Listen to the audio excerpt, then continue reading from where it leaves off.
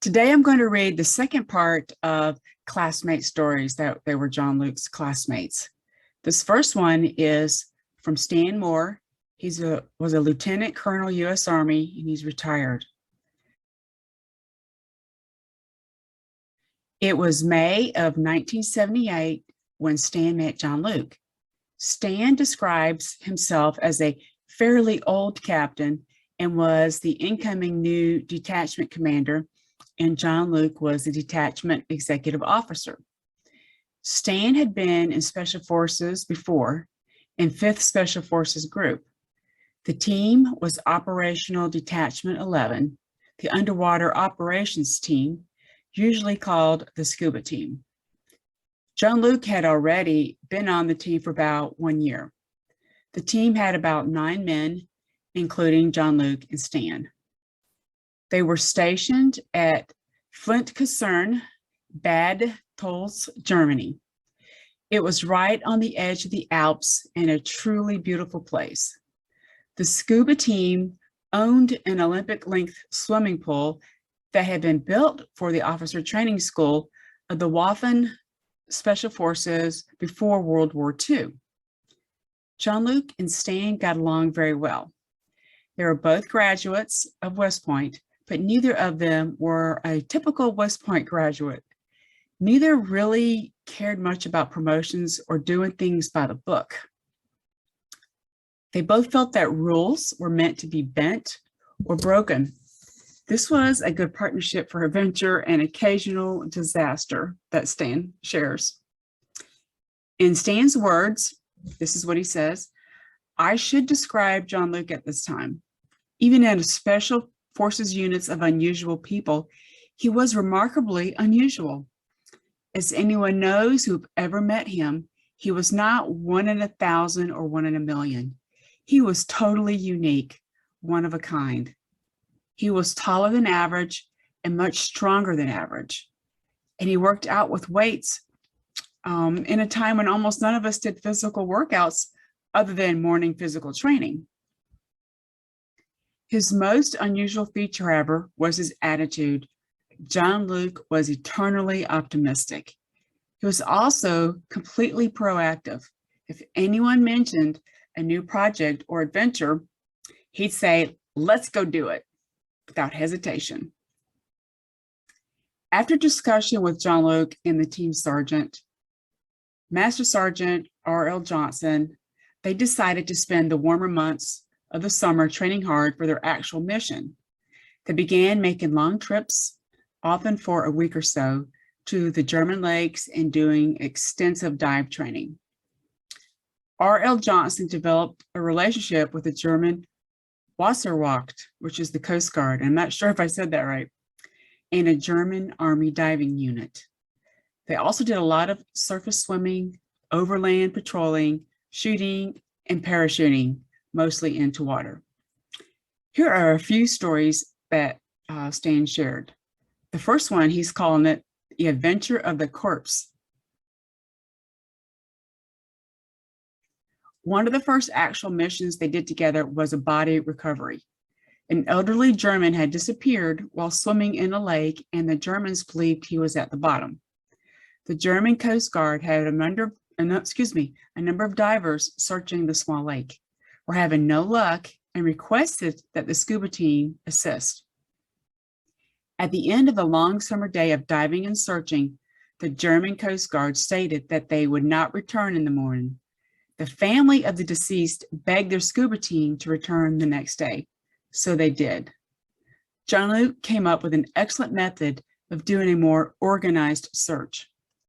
The old gentleman was found in the mud at the bottom of the little lake, glasses still on his nose. Many accolades were received for their success, both from the Germans and their chain of command. That was the good thing. They would need those attaboys in the future to cancel some later misadventures. The second story that Stan shared, he called it Adventure on the Asar. For some reason, Stan owned a small inflatable canoe. It was not very stable. One very sunny weekend, Jean-Luc and Stan decided to take a trip down the Asar, the local river, on that canoe. The fact that young German ladies liked to sunbathe on the riverbanks wearing only their birth outfits, meaning they were naked, did not deter them from the mission. Jean-Luc and Stan were very young and brave. After about a mile, one of them shifted position in the little canoe and then it flipped. Stan clearly remembers the water being extremely cold because it flowed from the Alps. They literally had just said, well, at least no one saw the two officers from the scuba team flip a boat. They looked up and saw a non-special forces warrant officer from the barracks fishing on the bank and laughing at them. Needless to say, Jean-Luc and Stan ate a lot of crow on Monday. Humiliation is good for the soul, per Stan. The third story, he called it The Adventure of the Angry Helicopter. Late in the summer, Stan requested a large helicopter called the Chinook to support the team in its training. They did some parachuting from it into Lake Shensi. They then planned to surface swim on the lake and had the helicopter pick them up from the surface of the water. To demonstrate their great skills, Stan invited the company commander, Major Tony Salandro, to join them on the surface swim and pickup. The original plan was that the Chinook helicopter would hover at the surface of the water with its large rear door open. They'd all swim and crawl onto the floor of the helicopter through that rear ramp door. But the pilot convinced Stan that she'd go through the smaller door at the right front of the aircraft. So they are in the middle of the lake. The rucksacks are mission packed and snapped onto a long climbing rope that connected them in a vague column of twos. The monstrous Chinook hovers on the surface just in front of them. The wind is horrific from the two giant rotor blades. The lead swimmer is strong, makes it to the steps and up into the helicopter. He ties the rope to the steps. The other 9 of them struggle to swim forward because the helicopter is moving forward in the water. Stan had a bad feeling and suddenly understood why. The helicopter is not only moving forward, it is sinking into the lake. Water had entered it from the rear ramp door. Not good. Major Salandro was caught under a fixture on the side of the helicopter and was pulled underwater. Suddenly, the engine noise became even louder.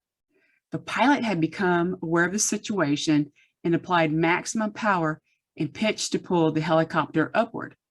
The big old helicopter groaned and slowly moved upward, water gushing out the sides and the back. The Special Forces soldiers were desperately trying to get away from it in the water, including Stan and Jean-Luc.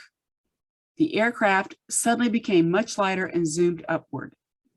One of the team held on a little bit too long and fell about 20 feet into the water. Stan was certain 1 or 2 or more of the guys were dead, but they weren't. They were all shaken up. After they knew all that everyone is okay, it was good for many laughs in the years ahead. The fourth story, short story that Stan shared, is called Adventure of the French Prisoner. The French army sent their group a message inviting them to send an officer to visit one of their parachute units, RPIM, which is the French Special Forces, and participate in training for several weeks. Because Jean-Luc spoke French and was in excellent physical condition, he was the obvious choice. As Stan recalls, Jean-Luc left on a train on a Sunday morning. On that same Sunday afternoon, Stan received a phone call. "Hey, sir, I have a little problem. I'm in jail." The French border guard checked Jean-Luc's passport and saw that he was born in France and then arrested Jean-Luc for being a draft dodger. Jean-Luc was able to contact the U.S. Embassy fairly quickly and was released in the morning after their intervention. Stan believes the French decided to give him credit for his U.S. Army service time. That is hilarious. The next story shared is from Dan Alexander, retired Colonel, U.S. Army. As the funeral started, the church choir mournfully sang Psalm 23, "The Lord is my shepherd." Tears welled up in my eyes and ran down my face. I made no effort to hide my sorrow at losing a friend who had been there for me in my hour of need. The Lord is my shepherd truly reflected Jean-Luc Nash's persona and spiritual beliefs. As family, friends, and D4 classmates sat stunned by the suddenness and improbability of what just happened, God revealed to Dan the topic of his talk for Jean-Luc Benny's wake later that night. Psalm 23 and the soulfulness of our departed brother. Dan had memorized Psalm 23 in 1984, the first spiritual memorization he had done since plebe year at West Point. Since then, whenever his physical and mental abilities reach a tipping point with challenges and tribulations, whenever his heart and soul roil in tumult, he returns to Psalm 23. And so it has been for him through war, divorce, and Dan's own near-death experience and long recovery.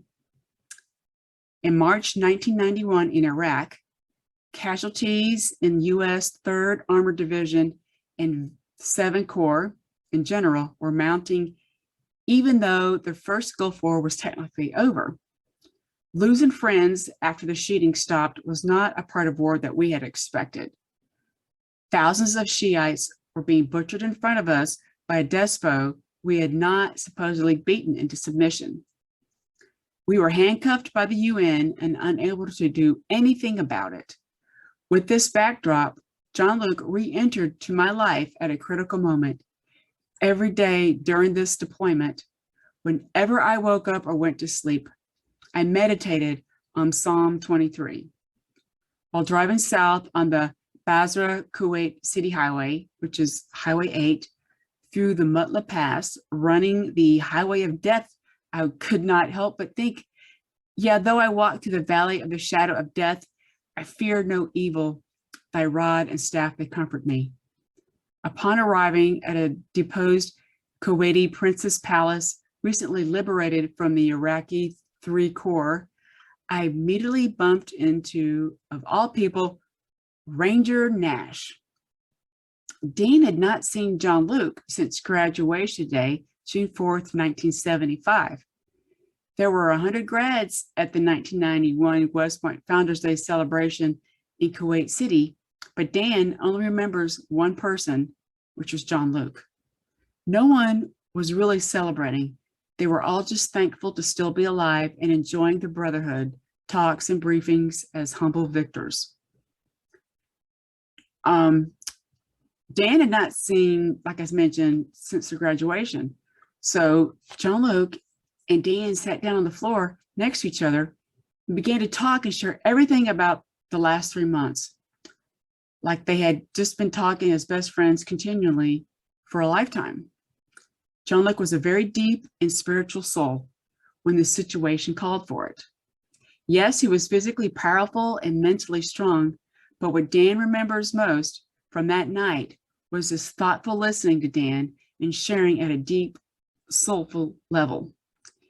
Dan remembers saying to himself afterward that he had never really known the real Jean-Luc until then.